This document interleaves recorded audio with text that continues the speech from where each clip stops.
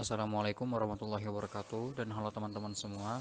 Perkenalkan kami dari kelompok 1 kelas 4B yang pada video kali ini kami akan membahas mengenai materi tentang Operation Research. Pengertian Operation Research adalah metode untuk memformulasikan dan merumuskan permasalahan sehari-hari, baik mengenai bisnis, ekonomi, sosial, maupun bidang lainnya ke dalam permodelan matematis untuk mendapatkan solusi optimal.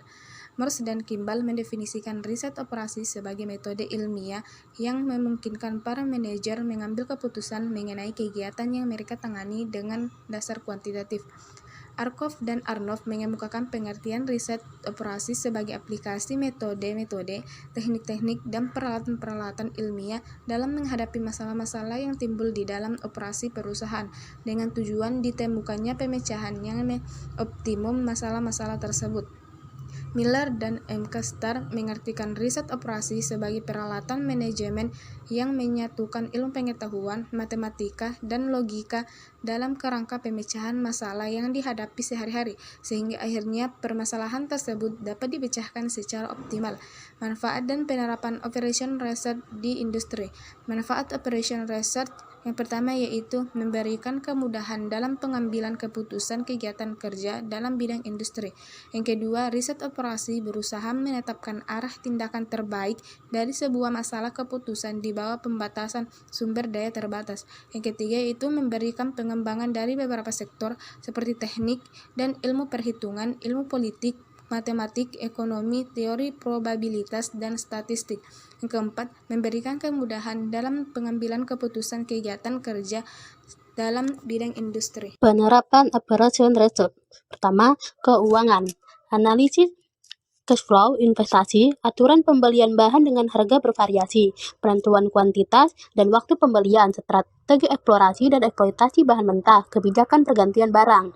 Kedua, distribusi, lokasi dan ukuran gedung, pusat distribusi, mikrodistribusi, kebijakan distribusi, logistik, dan sistem distribusi. Ketiga, perencanaan, jumlah, ukuran, lokasi, dan lain-lain, beserta dengan interaksi di dalamnya. Keempat, industri, perencanaan industri, stabilisasi produksi karyawan, training, dan lain-lain.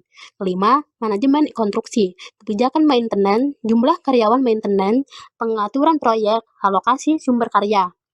6. Marketing, pemilihan produk, timing, perlakuan terhadap kompetitor, penentuan jumlah salesman, strategi periklanan. Ketujuh, personil, pemilihan personil, gabungan antara umur dan keterampilan, kebijakan penerimaan karyawan, pembagian karyawan. Metode-metode Operation Research yang pertama, linear programming, adalah suatu teknis matematika yang dirancang untuk membantu manajer dalam merencanakan dan membuat keputusan dalam mengalokasikan sumber daya yang terbatas untuk mencapai tujuan perusahaan. Yang kedua, metode dualitas. Secara sistematis, dualitas merupakan alat bantu permasalahan linear programming yang secara langsung didefinisikan dari persoalan aslinya. Yang ketiga, metode transportasi, merupakan metode yang digunakan untuk mengatur distribusi dari sumber-sumber yang menyediakan produk ke tempat-tempat yang membutuhkan secara optimal. Yang keempat, teori jaringan kerja. Teori network membuat persoalan-persoalan serta pemecahan dari proyek manajemen yang menyangkut perencanaan serta penjadwalan. Alat yang digunakan adalah CPM dan PERT. Lambang yang dipakai untuk memberikan keterangan yang jelas mengenai proyek yang pertama, anak panah. Anak panah atau ROM menyatakan kegiatan, panjang dan arah anak panah tidak mempunyai arti khusus, pangkal dan ujungnya menerangkan kegiatan mulai dan berakhir. Pada umumnya kegiatan diberi kode huruf kapital A, B, dan seterusnya.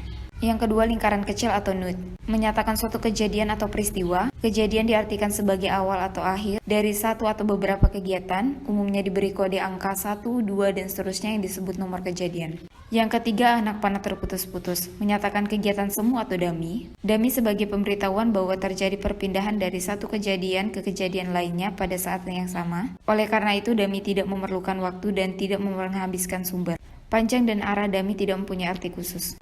Critical Path Method atau CPM adalah metode jalur kritis yang merupakan model kegiatan proyek yang digambarkan dalam bentuk jaringan. CPM digunakan jika waktu penyelesaian setiap kegiatan diketahui dengan pasti, di mana tingkat deviasi realisasi penyelesaian disebanding rencana relatif minimum atau bahkan dapat diabaikan. Langkah-langkah dalam perencanaan proyek menggunakan metode CPM. Tentukan rincian kegiatan, tentukan urutan kegiatan dan gambarkan dalam bentuk jaringan, susun perkiraan waktu penyelesaian untuk masing-masing kegiatan, dan yang terakhir identifikasi jalur kritis. CPM memberikan manfaat sebagai berikut. Berikan tampilan grafis dari alur kegiatan sebuah proyek, memprediksi waktu yang dibutuhkan untuk penyelesaian sebuah proyek, dan yang terakhir menunjukkan alur kegiatan mana saja yang penting diperhatikan dalam menjaga jadwal penyelesaian proyek.